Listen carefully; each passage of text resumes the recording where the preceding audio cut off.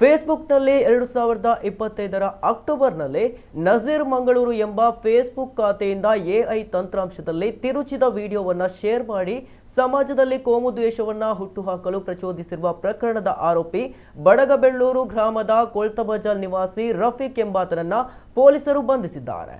ಆತನ ವಿರುದ್ಧ ಕಂಕನಾಡಿ ನಗರ ಪೊಲೀಸ್ ಠಾಣೆಯಲ್ಲಿ ಪ್ರಕರಣ ದಾಖಲಾಗಿತ್ತು.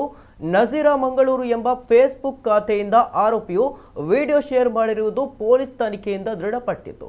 ಮಾರ್ಚ್ 22ರಂದು ಬೆಂಗಳೂರಿನಲ್ಲಿ ಆರೋಪಿಯನ್ನ ಕಂಕನಾಡಿ ನಗರ ಠಾಣಾ ಪೊಲೀಸರು ದಸ್ತಗಿರಿ ಮಾಡಿ ನ್ಯಾಯಾಲಯಕ್ಕೆ ಹಾಜರುಪಡಿಸಿದ್ದು, ನ್ಯಾಯಾಲಯವು ಆರೋಪಿಗೆ 15 ದಿನಗಳ ಕಾಲ ನ್ಯಾಯಾಂಗ ಬಂಧನ ವಿಧಿಸಿದೆ.